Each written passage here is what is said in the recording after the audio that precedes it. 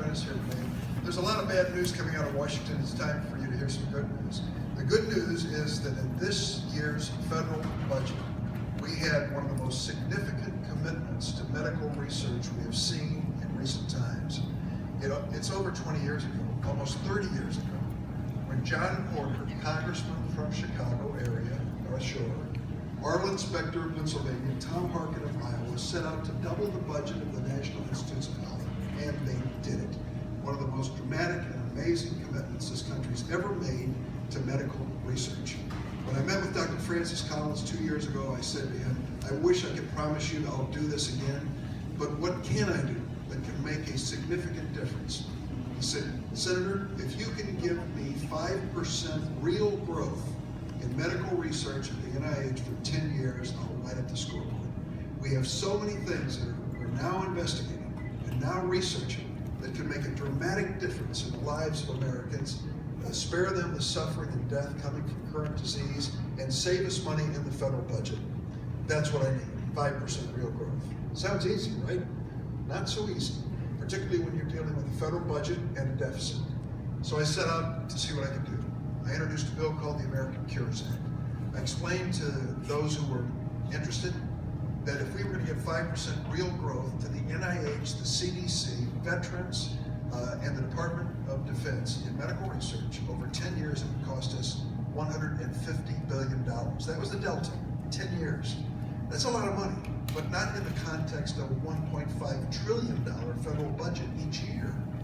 So the notion was to get those both political parties to commit to it, and we did. We got it done. And the net result of it is significant.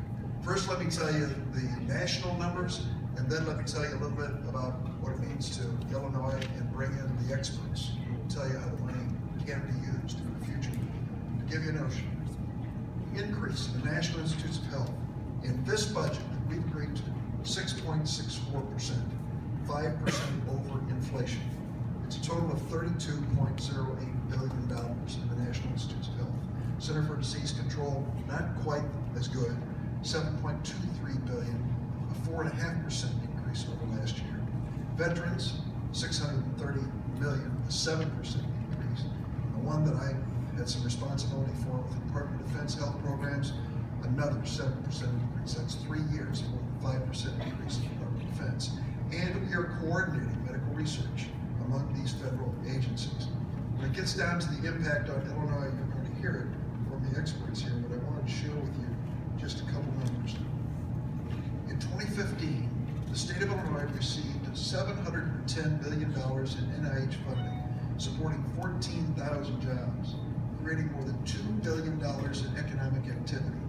Northwestern University alone received $293 million. This is real money, and it can have a real impact. Before I introduce those who are the expert researchers in the field, let me say this.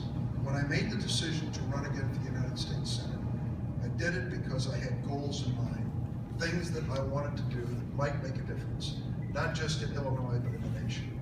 Tops of that list, medical research. My friends, when it comes to medical research, the victims, the patients, the families don't care, don't give a damn about political party labels. They want to know when there's a diagnosis that scares the heck out of them, whether or not there's a cure or a surgical procedure or something that they can put hope in. That's what medical research is all about. So this year we got it done. And it was a coalition, a bipartisan coalition. You know, you take Roy Blunt and put him over here on the political spectrum and me over here. But we managed to come together in the middle. And Roy Blunt of Missouri led the effort for the funding in our Appropriations Committee. Patty Murray, my colleague from the state of Washington, right alongside of Roy Blunt, Lamar Alexander as well. It was a true bipartisan effort. Let me introduce you. One last thing I'll mention to you. People say, how significant is it? Just one illustration. I had my staff check this twice because I didn't believe it when they told me. Once every 67 seconds, in the United States, someone is diagnosed with Alzheimer's.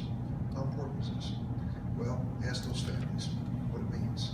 Not just in terms of government expense for those suffering from this one disease, but also expense to the family and change in their lifestyle. If we can delay the onset of Alzheimer's in a matter of months, years, find a cure, will save all the money we're putting into medical research annually.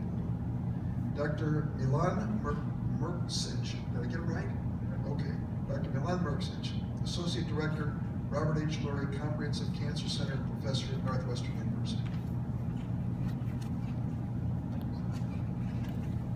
Thank you, Senator. Thank you for visiting Northwestern University here at the Feinberg School of Medicine and the Robert H. Lurie Comprehensive Cancer Center. As you know, the NIH has really been a special resource for us here in the United States over the past 3 decades, providing funding and leadership that's made us a global leader in innovation for healthcare, that's led to enormous improvements in outcomes for patients with a variety of ailments, and it's generated a pharmaceutical and biotechnology industry that provides both global leadership and high-quality jobs across the nation. The past decade or so has been challenging in this field because of flat budgets, and it's had an impact that we now recognize. The United States has always been the destination for scientists across the world, but we've seen over the past few years a reverse brain drain, where many of our best young researchers and seasoned researchers have in fact moved their laboratories to Europe and to Asia. We've seen the new generation, the young scientists, questioning what their futures in science can be, where we used to fund 1 in 3 good applications that were submitted, and that's gone down to 1 in 10. And we've seen a thinning of our pipeline for commercialization, the opportunities we have to bring these innovative discoveries to the patient. And we're extremely excited about the budget that's just been passed, because this represents a real turning point in where we're going and where we can go. And it's really, Senator Durbin, much to your credit, for providing the leadership across the aisles and making this an issue that Congress and the President have made a priority, and delivering this 7% increase in the budget, which is going to have such an incredible impact in funding work that would be left on the sidelines, and work that we know will lead ultimately to improved patient care. Northwestern's a special university in showing how we connect investments in basic biomedical research into translation and ultimate care for patients. This is the home of Lyrica, the blockbuster drug that so many individuals rely on for managing their pain, discovered by Richard Silverman in the chemistry department. It's where we're developing gene regulation technologies that are really enabled by nanomaterials. Again, a topic where Northwestern has been a leader. And in my own case, a place where we've developed a powerful screening technology for early stage drug discovery. And it's exciting because these are results that started with basic science in Illinois, supported by the federal government, and led to companies that now are located in Chicago and attract business from the coast, because we've got something that's really special and something that matters. So as we look to the future, as we look towards more growth in the NIH budget, we do know that personalized medicine will be a reality. The idea that no 2 cancers are alike, and it will be possible to diagnose one person's type of cancer and fashion a treatment that will be most effective in that person. It will be possible to create nanomaterials that radically expand opportunities for delivering drugs to the right parts of the body so that they can be effective, and for developing synthetic biology so that these expensive drugs can be prepared in cost-effective ways. So again, Senator, we're delighted that you're here, delighted for your leadership and your advocacy over a long period of time that's seen this realization of putting that NIH budget back on track. Thank you. Excuse me, could you spell your name, sir? Of course. Milan, M-I-L-A-N, Merksic, M-R-K-S-I-C-H. The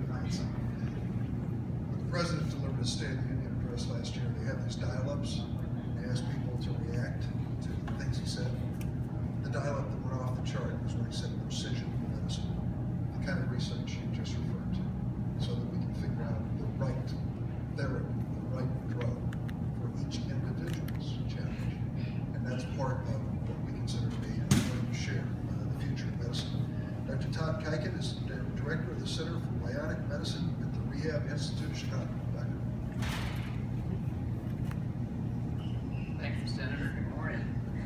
Yes, I'm at the Rehab Institute of Chicago, where we are passionate about research, and the RIC is very supportive.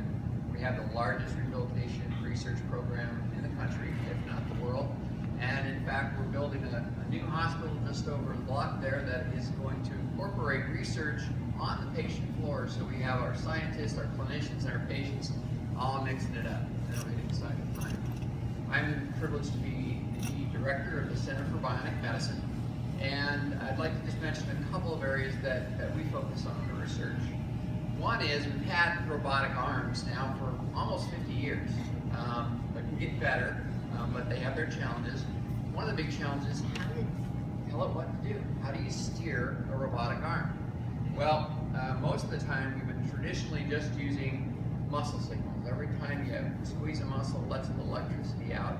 So you can always get one on the front, one on the back, to open and close a hand. But if you need more of your arm returned, then it gets almost like Morse code to filter out where you're trying to do it. It doesn't work so well. So together with my colleague Greg DeMonian in the Department of Surgery across the way, we developed a technique to move the nerves of an amputee to different muscles and get more information about how that person wants to control their arm. And we move those nerves to different muscles that act like biological amplifiers. Then some other colleagues have developed algorithms that interpret the signals, a lot like voice recognition. So the patient just thinks what they want to do, and that motion happens in much more complicated limbs. So we got tired of just doing steering, and we decided we want to build our own car. And so here is a version of the car we're building.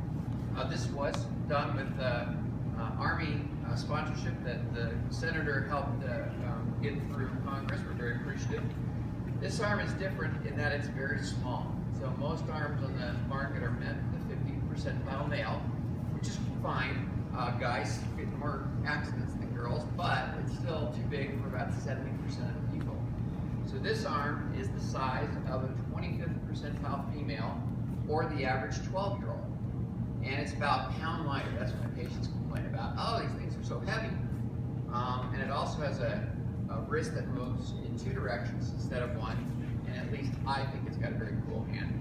So we're very excited about reaching more of our patients with better devices at the RIC.